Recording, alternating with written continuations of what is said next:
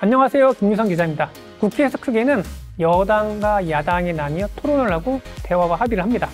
교과서적으로는 그렇지만 실제는 다투고 싸우고 갈등하면서 서로 외면하기도 합니다. 국회 선진화법이 도입되기 전에는 몸싸움이 정말로 일상이던 때도 많았어요. 이런 국회의 모습을 보면서 누군가는 국회를 없애라! 라고까지 합니다. 과연 국회에서 정당이 싸우지 않고 사이좋게 잘 지낼 수 있는 방법은 없을까요? 정당과 정치, 권력의 속성을 조망하던 그 이유를 살펴보겠습니다. 전 세계 역사를 보면은 권력 구체는 늘 피를 불러왔어요. 물론 근대화 이전의 국가 체계를 기준으로 말씀드리는데 지금도 몇몇 국가들의 권력 구체는 피를 부릅니다. 다시 말하면 내전과 같은 상황이 벌어진다는 얘기예요. 실제 남미나 아프리카 등 정정 불안이 고조된 나라에서는 반정부군이라고 해서 게릴라라고 해서 내전이 심심치 않게 벌어집니다. 왜일까요? 왕정국가를 예로 들어볼게요. 왕정국가는 왕이 바뀌지 않는 이상 권력 교체를 기대할 수가 없습니다. 그런데 왕이 좀 이상하다, 폭군이다, 좀 바뀌어야 한다고 하면 두 가지 방법밖에 없죠. 왕을 몰래 죽이던가 반란을 일으키던가요. 또 우리의 붕당 정치 사례에서 볼 수 있는데 각 붕당의 정권을 잡으려면 어떻게 해야 될까요? 어떻게 해서든 명분을 만들어서 상대 붕당 사람들을 귀양 보내거나 사형을 내려야 합니다. 이 또한 피를 부르고 사회 불안을 야기하긴 하죠. 그런데 근대화된 국가에서 매번 이런 혼란과 내전 같은 상황이 벌어진다면 어떻게 될까요? 갈등이 생길 때마다 폭력을 사용해 상대를 짓누르고 이런 방식은 옳지 않겠죠?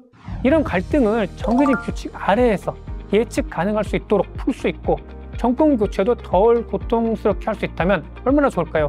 이런 게 바로 민주주의라고 할 수 있겠습니다. 민주주의를 이루는 필수 요소가 바로 의회이고요. 그 안에서 활동하는 게 정당입니다. TV에 나오는 국회의원들이 싸우고 하는 모습을 보면서 대단히 심각해 보이지만 실은 왕정국가나 전근대 국가 아니면 다른 정말 민주주의가 정착되지 못한 다른 나라와 비교해 봤을 때는 상당히 효율적이라고 볼 수 있어요. 최소한 누가 죽거나 다쳐나가진 않으니까요. 진보계 정치인이었던 유시민 작가도 국회는 싸우라고 있는 곳이고 다만 말과 토론, 논리와 정책으로 상대당과 경쟁하라고 했습니다. 바꿔 말하면 국회가 조용하면 이상한 게 될 수 있다는 얘기죠. 독재국가 성격이 강한 나라일수록 국회 야당은 무력화되고 존재감이 미비합니다. 또 많은 독재자들이 권력을 잡으면 의회부터 장악하려고 하죠. 여야가 대립하고 싸우다가 합의하는 것은 정치의 속성이자 우리 사회를 더 안정적으로 만드는 근간이라고 할 수 있습니다. 정당의 승패는 선거를 통해 나타나죠. 운동선수들이 올림픽이나 월드컵에 나서 최선을 다하는 것처럼 정당 정치인들도 선거에 나가 정말 죽을 힘을 다해 유권자들에게 한 표 한 표를 호소합니다. 유권자들의 득표에 따라 승패가 결정이 되고 이에 따라서 정권도 바뀔 수가 있게 되는 것이죠. 패배한 정당은 비록 지금이 아니더라도 유권자들이 더 좋아할 만한 정책을 갖고 온다면 다음번에 선거에서는 이길 수가 있습니다. 이미 이긴 정당이라고 해도 여기에 뒤처지지 않기 위해서 더 좋은 정책을 내려고 하겠죠. 기업이 경쟁을 하면 시장에서 싸고 질 좋은 제품이 나오듯이 정당이 의회에서 경쟁을 하면서 유권자들한테 잘 보이도록 노력하면 우리 국민들은 더 좋은 정책을 기대할 수 있고요. 또 이들은 갈등 해결에 최선을 다해 나갈 것입니다. 물론 경쟁에 과하면 규칙에 어긋나는 일이 벌어지기도 합니다. 경기에서 심판 몰래 상대 선수를 가격한다던가 등이죠. 실제 2012년 5월 국회 선진화법이 통과하기 전까지는 의원들 사이에서 주먹쥐로 오가는 폭력 행위가 벌어지곤 했습니다. 의회의 한 다수결로 뒤집을 수 없을 때 물리력을 행사하는 것이죠. 그나마 최근에는 장외 집회를 한다던가 피켓 시위를 하는 등으로 완화가 됐어요. 상당히 얌전해졌죠? 단지 아쉬운 점은 대화 타협이 가능한 부분에 있어서도 서로 간에 당리당략에 따라서 이를 외면하는 경우가 많다는 점입니다. 또 국가적으로 통과가 꼭 필요한 법률인데 자기들끼리 싸우느라 통과시키지 못하는 경우도 왕왕 발생합니다. 의회 정치가 효율적으로 작동하지 못하는 경우라고 할 수 있겠는데요. 이에 대한 비용은 고스란히 우리 국민들이 지게 되는 것이죠. 다만 과거에는 싸울 때는 싸우더라도 사석에서 자주 만나 대화도 하고 위로도 하고 그랬다는데 요새 국회에서는 여야 의원들이 잘 만나지도 않고 서로 겸상도 안 한다고 합니다. 예, 대화를 안 하려고 하는 거죠.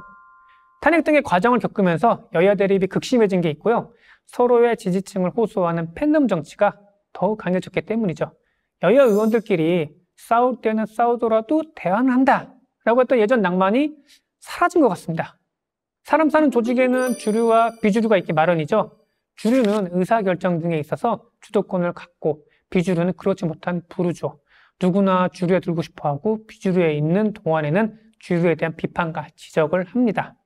건전한 비판과 지적이 있고 이를 수용한다면 그 조직은 더 발전적으로 성장할 수 있겠죠. 또 고인물은 썩기 마련이잖아요. 어느 한 집단이 장기 집권하면 부정부패는 발생할 수밖에 없어요. 이때야말로 권력 교체가 필요합니다. 물론 화무십일홍 권불십년이라고 해서 영원한 권력은 없습니다. 언젠가는 내줄 수밖에 없고요. 이런 원리는 정당 안에서도 고스란히 나타납니다. 기업도 마찬가지죠. 인간이 있는 어느 조직에서나 다 나타난다고 봅니다. 하다못해 여러분들의 집에서도 그러지 않나요? 정당 안에 이런 권력 구도는 계파라는 것으로 나타나곤 합니다. 사실 그 계파 본인들보다는 이를 관전하는 기자들이 붙여준 게 큰데요. 친명, 비명, 동교동계, 상교동계 이렇게 나누는 것이죠.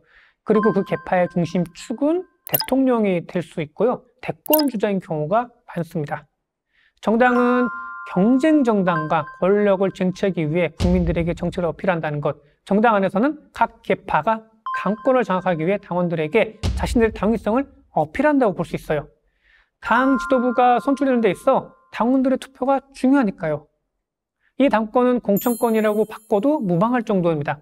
한 기업에서 CEO를 장악한 라인이 임원 등 인사에 있어서 유리해지는 것처럼 공천권을 쥔 계파가 있다면 그 계파는 국회의원 선거에 나갈 수 있는 공천에서 한결 더 유리해질 수 있고요.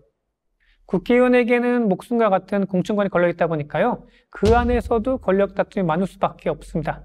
이 때문에 그 총선과 같은 기간을 앞두고 공천권을 놓고 계파 간의 다툼이 있을 수밖에 없어요. 이런 상황이 빈번하게 발생하는 것이죠. 지난 20일에 총선을 예로 들자면 친이재명계의 반발에 친이낙연계 인사들이 일부 탈당해 제3지대 정당을 만들었고요. 지난 20대 총선에서는 안철수계가 떨어져 나가 국민의당을 만들었죠. 지난 2008년에는 한나라당에서 친박연대가 만들어집니다. 18대 총선을 앞두고 한나라당 공천에서 떨어진 정치인들이 차기 대권 주자로 거론됐던 박근혜 전 대통령과의 친분을 강조하면서 이를 만들었던 것이죠. 이런 경향성은 보수당 계열이나 민주당 계열이나 큰 차이가 없이 빈번하게 발생합니다. 권력의 속성일 수밖에 없고요. 주류가 있으면 비주류가 반드시 있을 수밖에 없기 때문이죠. 지금까지 정당이 왜 싸우는지 알아봤습니다. 기본적으로 정당은 경쟁을 할 수밖에 없어요. 그 경쟁이 격화되면 몸싸움이 되는 것이죠. 하지만 국회도 이러한 갈등을 보다 건설적으로 해결하기 위해 국회 선진화법을 도입했고요. 더불어 국민의 목소리를 제대로 반영하기 위한 다양한 법안과 정책도 활발히 논의하고 있습니다. 국회가 국민을 위해 실질적인 변화를 이끌어내고자 하는 노력도 계속하고 있는데요. 앞으로도 국회가 국민의 기대에 부응하며 성숙한 민주주의를 실현하기 위해 더 나은 방향으로 발전하길 기대해 보겠습니다. 지금까지 김유성 기자였습니다. 감사합니다.